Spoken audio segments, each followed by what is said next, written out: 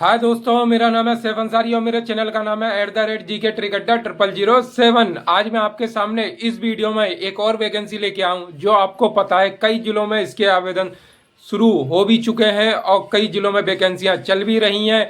और अब एक जिले में और वैकेंसी आई है। विभाग का नाम है उत्तर प्रदेश आंगनबाड़ी भर्ती 2026। जिला है आपका लखीमपुर खीरी। अब ये लखीमपुर खीरी जिला है आपका लखीमपुर खीरी। अब इस लखीमपुर खीरी में आपके पद के नाम दो हैं। सबसे पहले पद का नाम है आपके आंगनवाड़ी कार्यकर्त्री और दूसरे पद का नाम है आपका आंगनवाड़ी सहायिका। ये दो पदों पर भर्तियां निकाली हैं। अब इसमें ये देख लेंगे सहायिका के कितनी पोस्ट हैं और कार्यकर्त्री की कितनी पोस्टें हैं। ठीक है, अब मैं इसमें सबसे पहले मैं आपको इसमें श्रेणी वाई श्रेणी कराऊंगा।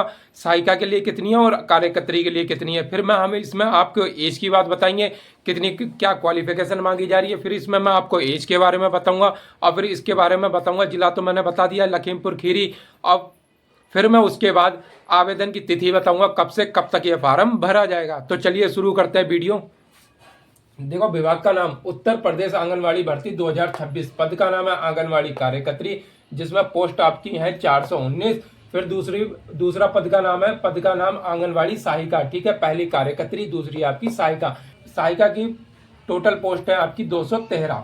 ठीक है, अब देखो, अब मैं इसमें सबसे पहले कार्यकर्त्री की बात करेंगे। आंगनवाड़ी कार्यकर्त्री की देखो, इसमें श्रेणी वाई देख लेंगे किसमें कितनी कितनी पोस्ट है। ठीक है, फिर उसमें ये भी देख लेंगे परियोजना के नाम में किसमें कहां पर कितनी कितनी वैकेंसियां निकाली गई हैं। ठीक है, इसमें ये भी देख लेंगे अनारक्षित के लिए कितनी है, पिछड़ा वर्ग के लिए कितनी है, अनुसूचित जाति के लिए कितनी है और अनुसूचित जनजाति के लिए कितनी है। तो चलिए शुरू करते हैं। देखो, परियोजना का नाम में सबसे पहला है शहर। इसमें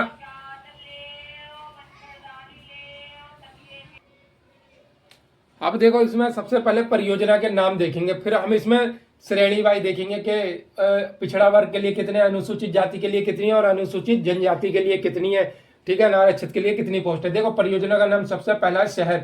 इसमें अनारक्षित के लिए एक पोस्ट है, पिछड़ा वर्ग के लिए एक पोस्ट है, अनुसूचित जाति के लिए एक भी पोस्ट नहीं है, अनुसूचित जनजाति के लिए भी इसमें एक भी पोस्ट नहीं है।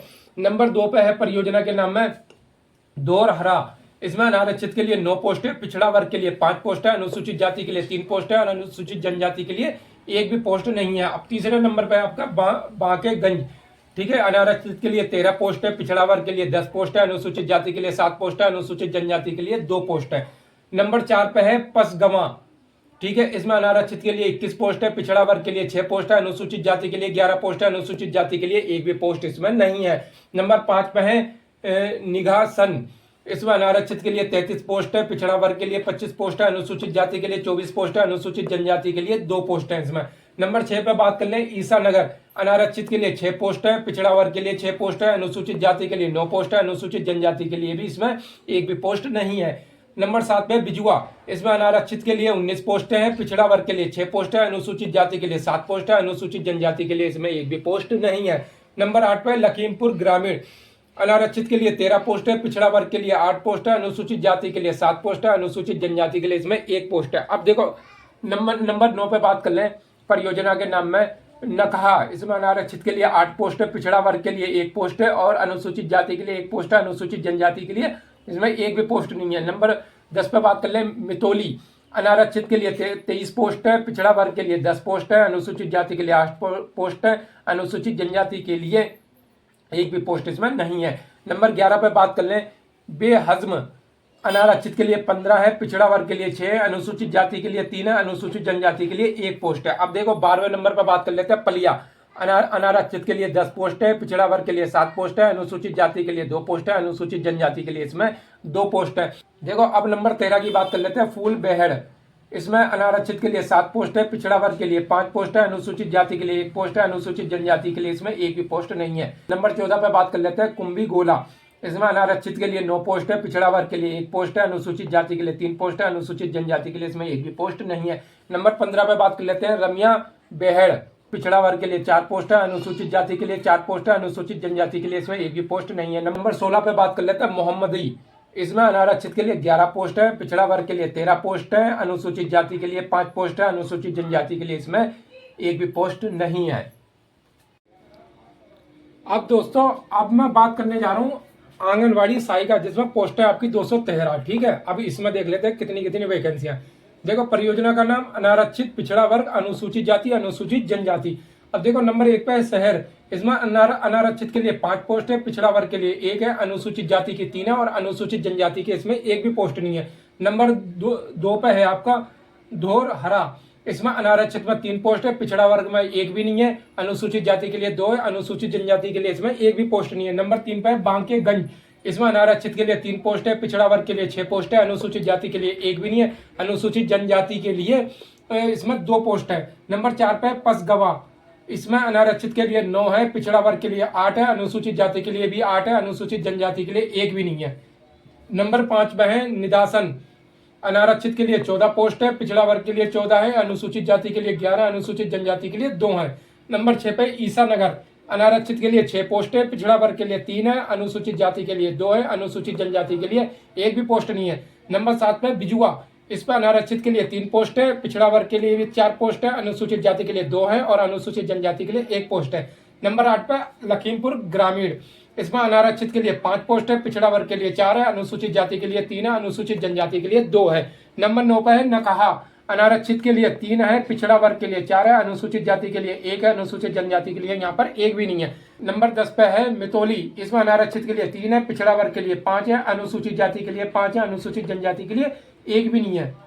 अब 11 नंबर पे है बेहजम, अनारक्षित के लिए 3 पोस्ट है, पिछड़ा वर्ग के लिए 2 है, अनुसूचित जाति के लिए 1 भी नहीं है, अनुसूचित जनजाति के लिए 1 पोस्ट है। नंबर 12 पे पलिया, अनारक्षित के लिए 7 पोस्ट है, पिछड़ा वर्ग के लिए 5 है, अनुसूचित जाति के लिए 16 है, अनुसूचित जनजाति के लिए 1 पोस्ट है। नंबर 13 पे फूल बेहड़, इसमें अनारक्षित के लिए 2 है, पिछड़ा वर्ग के लिए 1 है, अनुसूचित जाति के लिए 1 है, अनुसूचित जनजाति के लिए 1 भी नहीं है। नंबर 14 की बात करें कुंभी गोला, इसमें अनारक्षित के लिए 1 है, पिछड़ा वर्ग के लिए 1 है, अनुसूचित जाति के लिए 3 है, अनुसूचित जनजाति के लिए 1 भी पोस्ट नहीं है। नंबर 14 पे बात कर लें कुंभी गोला, इसमें अनारक्षित के लिए 1 है, पिछड़ा वर्ग के लिए 1 है, अनुसूचित जाति के लिए 3 है, अनुसूचित जनजाति के लिए 1 भी नहीं है।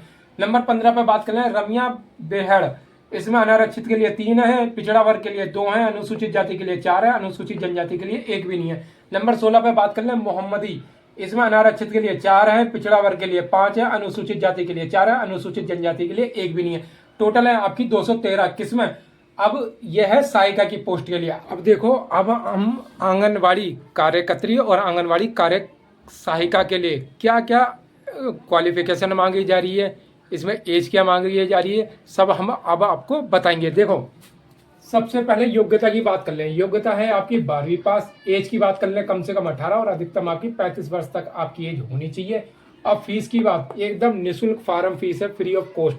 अब देखो, चाहे आप आंगनवाड़ी भर्ती के लिए आंगनवाड़ी भर्ती में, चाहे आप आंगनवाड़ी सहायिका की बात कर लें, चाहे आप आंगनवाड़ी कार्यकर्त्री की, इसमें आपका कम से कम 12वीं पास होंगे तभी आप फार्म भर पाएंगे। ठीक है, अभी मैं आगे वो भी बताऊंगा 10वीं की मार्कशीट से क्या होगा। देखो, विज्ञापित पदों हेतु महिला अभ्यर्थी ही पात्र होंगे। इस भर्ती के लिए सिर्फ महिला ही एलिजिबल है, पुरुषों के लिए नहीं है। अब क्या कहा इन्होंने, उम्मीदवार को उक्त ग्राम वार्ड न्याय पंचायत का निवासी होना चाहिए जहां से वह आवेदन करेंगे। ठीक है, निवास आय जाति प्रमाण पत्र ऑनलाइन डिजिटल हस्ताक्षर से निर्गत निवास आय जाति प्रमाण पत्र ही मान्य होंगे। इनका कहने का मतलब यह है, आपके पास आय प्रमाण पत्र हो, जाति प्रमाण पत्र हो, निवास प्रमाण पत्र हो, तो वो आपका ऑनलाइन डिजिटल हस्ताक्षर कहाँ से, तहसील से बना हुआ होना चाहिए। आय जाति निवास आपका तहसील से ऑनलाइन डिजिटल हस्ताक्षर वाला ही मान्य होगा। ठीक है, सत्यापन किया जा सके।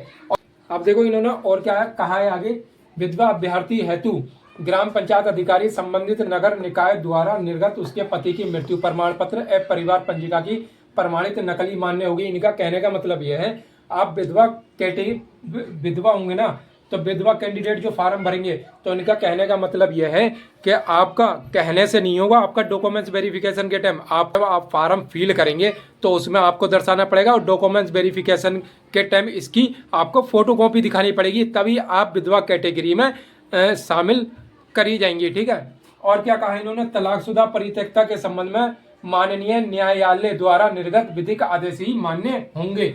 ठीक है, अब इन्हें वरीयता किसे किसे मिलेगी, वरीयता विधवा, तलाकशुदा और गरीबी रेखा से नीचे जीवन यापन करने वाले कैंडिडेट को इसमें इस भर्ती में वरीयता दी जाएगी। अब देखो ये जिला की मैं बात बता दूं, जिला है आपका लखीमपुर खीरी और अंतिम तिथि 15 तारीख 8वां महीना 2026 तक आप ये फार्म भर सकते हैं। अब देखो मैं आपको एक बात बता दूं, इसमें 10वीं की मार्कशीट से आपका क्या होगा, 10वीं की मार्कशीट से आपकी एज काउंट की जाएगी। ठीक है, एज काउंट कहाँ से होगी, 10वीं की मार्कशीट के आधार पर। और इसमें एग्जाम कैसा भी नहीं होगा, आपकी जो मेरिट बनाई जाएगी वो 12वीं के अंकों पर बनाई जाएगी। अब बहुत से कैंडिडेट ये सोचेंगे जैसे हम 12वीं के बाद स्नातक पराई स्नातक की इसमें डिग्री लगा सकते हैं आप, लेकिन जब आपकी मेरिट बनेगी तो 12वीं स्नातक और पराई स्नातक तीनों को मिला के आपकी मेरिट बनाई जाएगी। ठीक है, और 10वीं की मार्कशीट से आपकी एज काउंट की जाएगी। इसमें एग्जाम कैसा भी नहीं होगा। एक बात और मोस्ट इंपोर्टेंट बात बताने के लिए जा रहा हूँ, जब आप फार्म भरेंगे ना तो फार्म बड़ा सावधानी पूर्वक भरना। उसमें क्या हुआ, आपने कोई भी गलत इन्फॉर्मेशन दे दी, क्योंकि डॉक्यूमेंट्स वेरिफिकेशन के टाइम आपका जो आवेदन है वो आपका निरस्त कर दिया जाएगा और आप इस भर्ती से बाहर कर दिया जाएगा। क्यों, कोई भी चीज़ आप जो भी फार्म में फिल करेंगे तो बिल्कुल एग्जैक्ट फिल करना जो आपके पास डॉक्यूमेंट्स होंगे, जो आपके पास डॉक्यूमेंट्स होंगे। ठीक है, और इस भर्ती से लेके कोई भी मन में डाउट या कन्फ्यूजन या दिक्कत आती है तो आप बेझिझक मुझे कमेंट्स कर सकते हैं, मैं उसका रिप्लाई जरूर दूंगा। और जिन भाई और बहनों ने अभी तक मेरा चैनल सब्सक्राइब नहीं करा, सब्सक्राइब कर लीजिए। मेरा चैनल का नाम है @GK Trick Adda 0007। मिलते हैं नेक्स्ट वीडियो में।